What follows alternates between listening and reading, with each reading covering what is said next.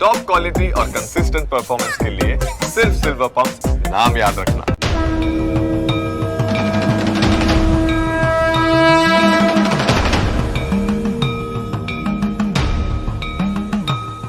श्री गणेशाय नमः। उमा महेश्वराभ्यां नमः। अवन्तिकाया विहितावतारं मुक्तिप्रदान यजस जनानां। अकाल मृत्यु परिरक्षणार्थं वन्दे महाकाल महासुरेशं।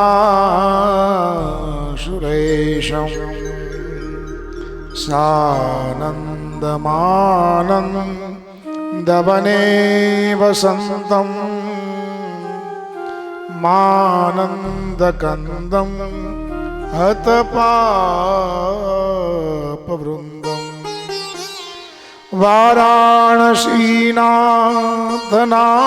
वाराणसीनाथनाथनाथं श्रीविश्वनाथं शरणं प्रपद्ये।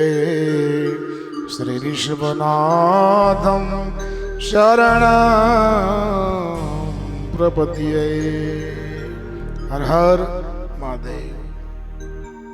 परम पवित्र श्रावण मास में न्यूज कैपिटल चैनल माध्यम थी कथा श्रवण करता सर्वेश्वरी भक्तों ने हर हर महादेव। आवो भगवान शिव कथा में, शिव महिमा में, भगवान की भक्ति में भक्ति ना रंगे रंगाई जाए। कारण કે જન્મ પરમાત્માએ આપ્યો છે અને એ જન્મમાં ભગવાનનું ભજન ન થાય તો જન્મ નકામો છે। અને એમાંય ઉત્તમ મનુષ્યનો જન્મ। આપણે ગઈકાલે ચર્ચા કરી બ્રહ્માજી અને નારદજીનો સંવાદ હતો। નારદજીએ ભગવાન વિષ્ણુની ઉત્પત્તિ બતાવી कि भगवान शिव द्वारा भगवान विष्णु नो प्रादुर्भाव आ संसार में थयो। भगवाने नाम आप्यु विष्णु। भगवान विष्णुए शिवजी नु तप कर्यु।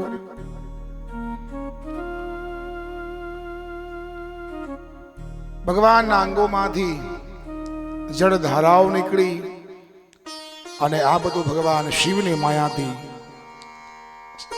સંભવ બન્યું। બ્રહ્માજી કહે છે કે ભગવાન નારાયણ જળમાં શયન કરતા હતા એ સમયે નાભીમાંથી ભગવાન શંકરની ઈચ્છા હતી, ભગવાન શિવ આજ્ઞાથી એક ઉત્તમ કમળ પ્રગટ થયું। અને કરોડો ક્રાંતિ સમાન આ કમળ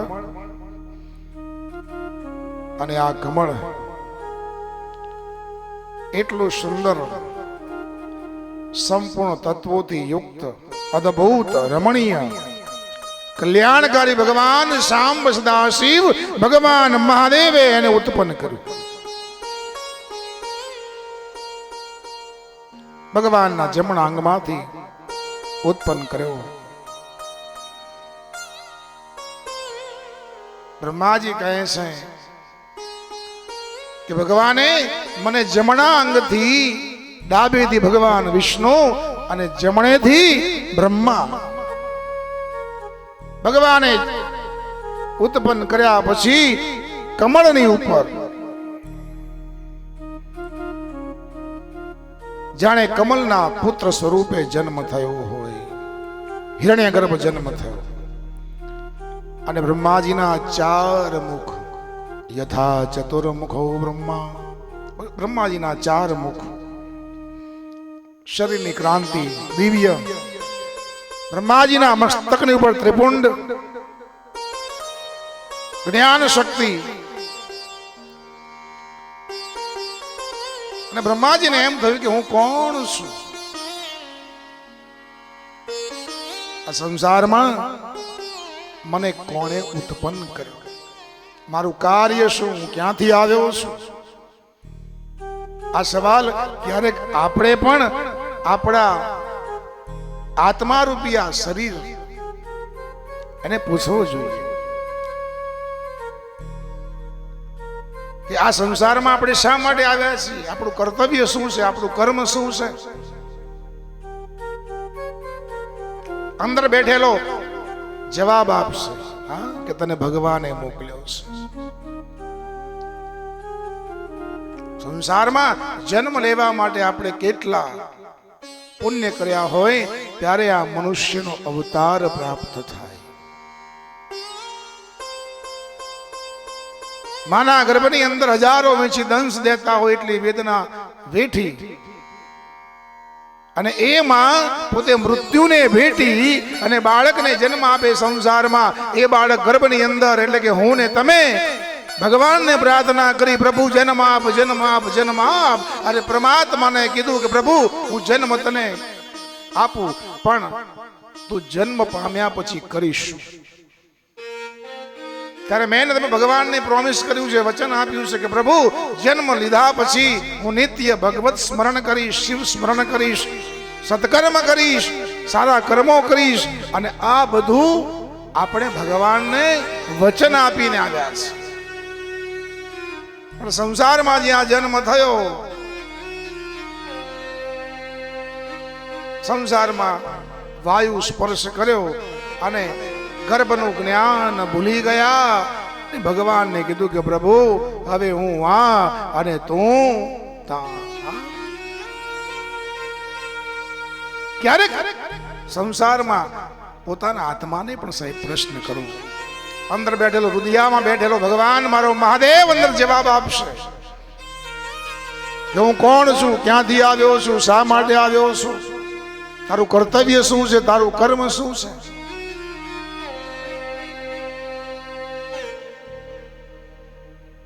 અંદર બેઠેલો, હૃદયમાં બેઠેલો મારો ભગવાન મારો મહાદેવ કહેશે, જવાબ આપશે.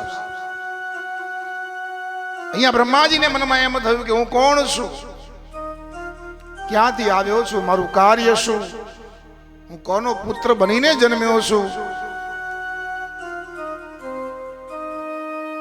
અને સંશયમાં પડેલો બ્રહ્માજી કહે કે મારું મન સંશયમાં પડ્યું. બ્રહ્માજી એમના ઉદ્ગમ સ્થાનની નીચે જોયું તો ચારે બાજુ જળ, ચારે બાજુ જળ, જળ, પાણી, પાણી ને પાણી. બ્રહ્માજીને એમ થયું કે લાવ કમળના પુષ્પ ઉપર જોયું, એના કોષમાં જઈને જોયું, એની નાભીમાં જઈને જોયું, છેક નીચે સુધી જોયું. ત્યારે આકાશમાંથી મંગલવાણી આકાશવાણી થઈ અને આકાશવાણીમાં શબ્દ પડ્યા કે હે પુત્ર, આ સંસારમાં મારી ઈચ્છાથી તું જન્મ્યો છે અને મારી એક જ આજ્ઞા છે કે તપ કરો, તપ કરો, તપ કરો. બ્રહ્માજી આ શબ્દ સાંભળ્યો. બ્રહ્માજી 12,000 વર્ષ સુધી તપ કર્યું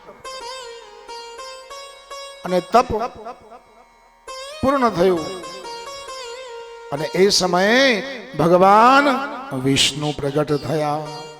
ભગવાન વિષ્ણુ ભગવાન પ્રગટ થયા છે. ચારે હાથમાં શંખ, ચક્ર, ગદા અને પદ્મ ભગવાને ધારણ કર્યા છે. સજળ નેત્ર, વાદળ જેવી શ્યામ ક્રાંતિ, સુંદર મજાનું ભગવાને પીતાંબર પહેર્યું છે, મસ્તકમાં મુકુટ છે, મુખારવિંદ પ્રસન્નતાથી જળ હળી રહ્યું છે. સુંદર મનોહર ભગવાન નારાયણ અને ભગવાન વિષ્ણુના દર્શન બ્રહ્માજીએ કર્યા. અને ત્યારથી બ્રહ્માજી એમ કહે છે કે સબસે પહેલે સૌથી પહેલી વાર મેં નારાયણની સાથે વાત કરી. નારાયણ, વિષ્ણુ અને બ્રહ્માજી સંવાદ કરે છે.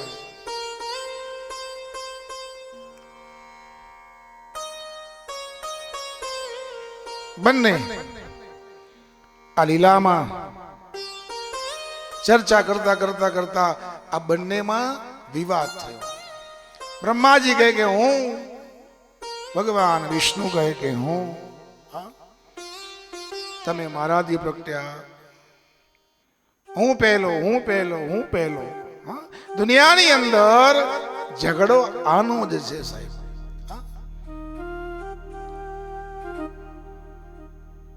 બંને વચ્ચે વિવાદ થયો. અને જ્યાં વિવાદ થયો એ જ સમયે એક મહાન અગ્નિના સ્તંભ જેવું એક જ્યોતિર્મય લિંગ પ્રગટ થયું. અને આ લિંગ જ્યાં પ્રગટ થયું ત્યારે બ્રહ્મા અને વિષ્ણુ ક્રમશઃ બંને નક્કી કર્યું, એક નીચે જાય અને આનો આદિ અંતનો પતો મેળવે, એક ઉપર જાય. બંને દેવતાઓ, આ તો શિવની માયા, મારા મહાદેવની માયા કોણ જાણી શકે? આગળ પાછળ ઉપર નીચે લિંગ ભાવને આદિથી અંત સુધી એને પણ એ માયાને કોઈ જાણી ન શક્યું. બંને દેવતાઓ થાક્યા આ લિંગ ભાવમાં. મનને ચિત્ત સ્વસ્થ કર્યું અને બ્રહ્માજી કહે છે કે હું અને વિષ્ણુ બંને અમે જે સ્વરૂપને જાણતા નથી એવા આ લિંગ સ્વરૂપ ભગવાન શિવ, ત્યાં મહેશ્વર, મહારુદ્ર, ભગવાન મહાદેવ પ્રસન્ન થયા. અને મહાદેવે બંનેના મનમાં જે દ્વિગા હતી બંનેને જ્ઞાન થયું. અને શિવ પુરાણ કહે છે કે એ દિવસ હતો શિવરાત્રિનો. અને એ દિવસ ભગવાન શિવરાત્રિ, સંસારમાં સમસ્ત શિવ ભક્તો એ દિવસને શિવરાત્રિ ભગવાન શિવની પૂજા ઉપાસના કરે છે. ભગવાન પરમેશ્વર પ્રગટ થયા અને જે બ્રહ્મા અને વિષ્ણુ જે મોહ હતો એના મોહને દૂર થયો. આ લિંગ ભગવાન વિષ્ણુ અને બ્રહ્માજી સંવાદ કરે છે કે આ લિંગ દક્ષિણ ભાગમાં સનાતન આદિવર્ણ આકારનું દર્શન, ઉત્તર ભાગમાં ઉકાર, મધ્ય ભાગમાં મકાર. ભગવાન શિવજીનો સાક્ષાત અનુભવ અહીંયા બ્રહ્મા અને વિષ્ણુએ કર્યો. અગ્નિવર્ણ દીપ્ત અને ભગવાનના આ ભેદને જગતનો સૃષ્ટિ કરતા ભગવાન શિવ સ્વરૂપ ભગવાન મહાદેવ ઓમકાર જનિત મંત્રનો સાક્ષાત્કાર થયો. ઓમ તત્પુરુષાય વિદ્મહે મહાદેવાય ધીમહિ તન્નો રુદ્ર પ્રચોદયાત. ભગવાન શિવ પરમેશ્વર બુદ્ધિરૂપ ગાયત્રી નામક મહાન મંત્ર, પંચાક્ષર મંત્ર ઓમ નમઃ શિવાય, બંને દેવતાઓએ ભગવાનની સ્તુતિ વંદના કરી છે. ભગવાનની સ્તુતિથી બંને દેવતાઓ શ્રી હરિએ અને બ્રહ્માજી બંને દેવતાઓને ભગવાન શિવજીએ આશીર્વાદ આપ્યા અને ભગવાન મહાદેવ બોલ્યા છે, હે બ્રહ્મા, હે વિષ્ણુ, જગતમાં કોઈ ભેદ ન હોય અને જેનું પાલન પરમાત્મા કરતો હોય અને ભગવાન બધું સહન કરી શકે, પણ ભગવાન ભક્તની નિંદા મારો મહાદેવ સહન કરી શકતો નથી. ભગવાને બ્રહ્માજીને અને વિષ્ણુને સર્વ ભોગ પ્રદાન કર્યા અને રુદ્રનું ધ્યેય છે, રુદ્ર તમારું ધ્યેય છે. ભગવાને સંસારને પણ બોધ આપ્યો કે હે મનુષ્યો, રુદ્રનો ભક્ત હોય અને જો નારાયણની નિંદા કરે, નારાયણનો ભક્ત હોય અને મહાદેવની નિંદા કરે, શિવપુરાણમાં કહ્યું છે કે રુદ્ર ભગતો નરો યસ્તુ તવ નિંદા કરીષ્યતે તસ્ય પુણ્યમ ચ નખિલમ ધૃતમ ભસ્મમ ભવિષ્યની. નરકે પતનમ, નરકમાં જાય છે. ભગવાનમાં કોઈ ભેદ ન કરવો. શિવ તો જગતનો તાત છે, પિતામહ. સંસારમાં મહાદેવ જેવો કોઈ દેવ નથી, આખા જગતને બ્રહ્માંડને ઉત્પન્ન કરનારો. બ્રહ્માજી કહે છે કે શિવજીના આશીર્વચન શ્રવણ કર્યા. ભગવાન વિષ્ણુ બોલ્યા છે કે હે પ્રભુ, હે જગન્નાથ શંકર, અમને આપણી આજ્ઞામાં રાખી, આપ મારા સ્વામી છો. બ્રહ્મા વિષ્ણુ ભગવાન શિવજીને કહે છે કે હે પ્રભુ, આપ મારા સ્વામી છો અને અમે આપના ભક્ત છીએ, અને આપની જો નિંદા કોઈ કરે તો એનો નરકમાં વાસ થાય. નરકે પતનમ તસ્ય, નરકમાં જાય. એટલે શિવ નિંદા ક્યારે ન કરવી. ભગવાન માટે જો જાણતા ન હોય તો ભગવાનની ભક્તિને જાણતા ન હોય તો ભક્તિની ટીકા ન કરવી, ભક્તની ટીકા ન કરવી, ભગવાનની. આ ભગવાનની કથા છે, આ ભગવાનનું સ્મરણ છે, આ ભગવાનનું નામ છે. અને ભગવાન શિવજી છેલ્લે આશીર્વાદ આપ્યા છે અને ભગવાન કહે છે, જે પણ મનુષ્ય આ શિવલિંગની પૂજા કરશે એને સમસ્ત સંસારના તમામ ભોગો મારી કૃપાથી એને પ્રાપ્ત થશે. ભગવાન શિવ રુદ્રેભ્યો ભવાશ્ચેવ ભવદ્રેયો હરસ્તથા. ભગવાન શિવ મમ ભક્ત, મારો ભક્ત જે પણ ભગવાનની પૂજાના પ્રકારો, ભગવાનની પૂજા કેવી રીતે કરવી, એ આના પહેલા આપણે ચર્ચા કરી છે. પણ ભાવથી ભગવાનની ભક્તિ કરવી, ભગવાન શિવજીનું સ્મરણ કરવું અને પંચાક્ષર મંત્રનો જાપ કરવો. જે જાપ ભગવાન શ્રી હરિએ કરે છે. બ્રહ્માજી ઓમ નમઃ શિવાય, ભગવાન વિષ્ણુ ઓમ નમઃ શિવાય.